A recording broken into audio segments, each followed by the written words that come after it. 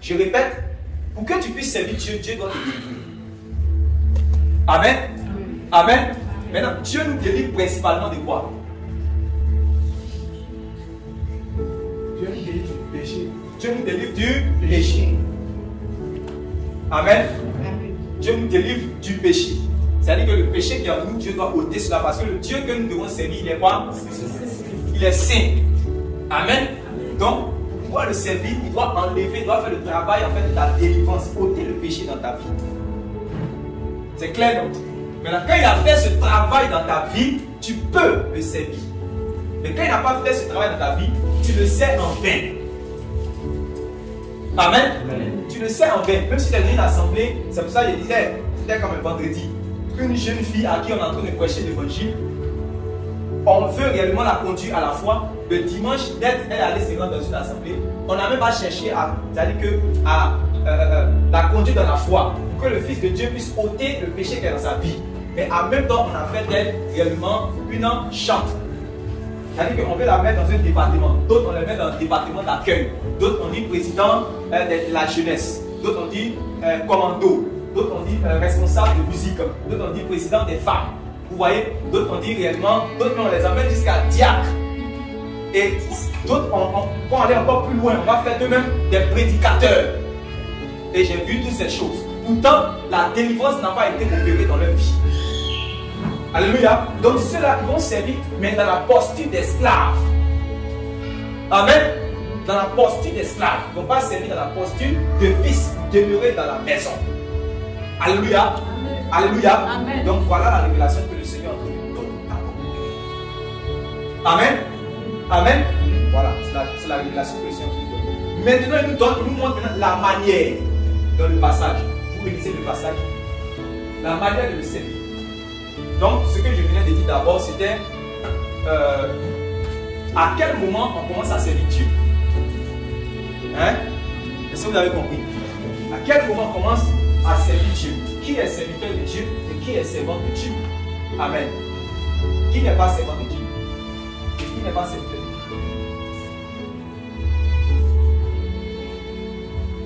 Amen. Amen. Amen. Serviteur de Dieu, servant de Dieu, c'est ce qu'ils sont en train de nous expliquer. Pour être serviteur de Dieu, pour être servant de Dieu, il faut que tu puisses passer des ténèbres à la lumière. Amen. Amen. Il faut que tu puisses passer de la puissance de Satan à la puissance de Dieu. Du royaume de Satan au royaume de Dieu. Quand tu as fait ce passage, amen, et concrètement, c'est lorsque par exemple on t'a prêché l'évangile, amen, il y a une réelle repentance dans ta vie, tu es passé par les eaux du baptême et tu as reçu l'Esprit de Dieu pour pouvoir servir Dieu. À partir de ce moment-là, on t'appelle servant ou bien serviteur de Dieu. Amen. Tous ceux qui sont dans la maison, dès qu'ils ont la posture de fils, ils sont serviteurs et servants de Dieu. Vous me comprenez? Mais vous ne comprenez pas bien. Vous ne comprenez pas bien. Qui ne comprend pas? Vous comprenez pas?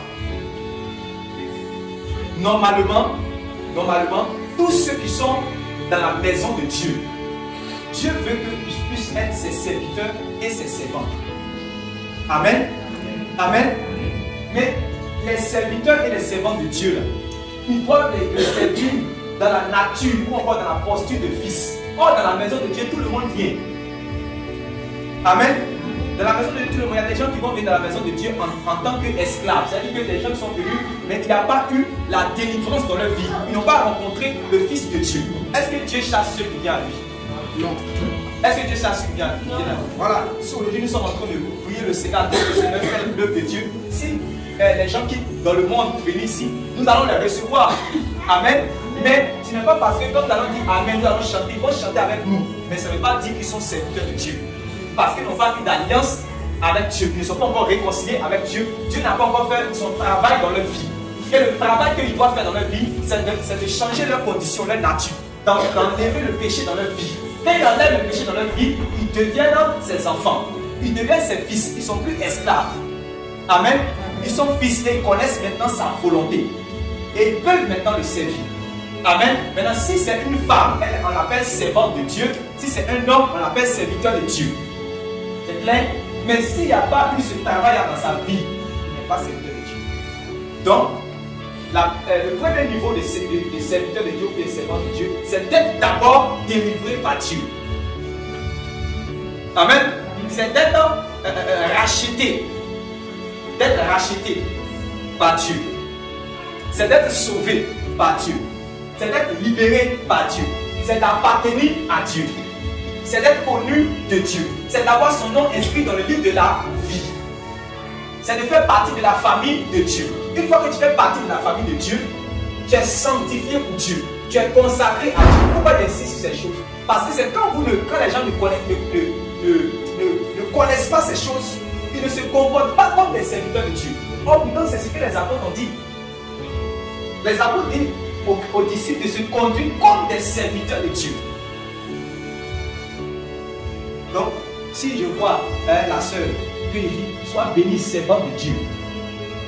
Amen. C'est parce que réellement, elle se comporte comme une servante de Dieu. Si je dis, sois bénie, serviteur de Dieu, c'est parce qu'il se comporte comme un serviteur de Dieu. Donc, c'est vrai qu'il n'est pas pasteur. Amen. Il n'est pas évangéliste. Amen. Mais il est serviteur de Dieu. Je ne sais pas si vous comprenez. Amen. Amen. Amen. Donc, le plus petit d'entre nous, permettez-moi cette expression, j'emploie cette expression du Seigneur Jésus. Le plus petit d'entre nous, même si réellement il n'a pas de. Il n'est pas pasteur, il ne fait pas de miracles, il ne fait pas de délivrance, il n'est pas un prophète. Alléluia. Dès l'instant qu'il appartient à Dieu. Si c'est un homme, c'est un serviteur de Dieu. Si c'est une femme, c'est une servante de Dieu. Amen. Après, je vais vous expliquer maintenant la classification, comment réellement le Seigneur va répartir. Comment chacun doit le servir selon les capacités qu'il a données à chacun. Amen. Amen. Mais si tu as cette révélation, écoutez tous, prenez le temps d'écouter. Amen. On va poser les fondements. Doucement, doucement. Si réellement tu as cette révélation, moi par exemple, quand je suis venu dans la foi, parce que ma conversion était réelle. Donc, comme ma conversion était réelle et qu'il avait véritablement une intimité avec le Seigneur depuis le départ, puisque au départ, mon appel n'avait pas encore été révélé, c'était juste quand je me suis converti, le Seigneur m'a parlé, mais bon, moi je ne connaissais pas grand chose dans les Écritures pour savoir comment il doit servir le Seigneur ici, de telle manière ou bien de telle manière, je ne connaissais pas cela. Mais j'étais engagé réellement dans la voie du Seigneur, j'étais sérieux dans le chemin de la croix. Alléluia. Alléluia. Amen. Et de la manière dont je me conduisais, les gens m'appelaient déjà pasteur. En réalité, tout chrétien qui vient de naître de nouveau là, parce qu'il a bien compris le Seigneur, s'il a bien compris le chemin, s'il a véritablement croisé le Seigneur, quand on va le regarder, déjà on va dire serviteur de Dieu, servant de Dieu. Si vous êtes dans une assemblée,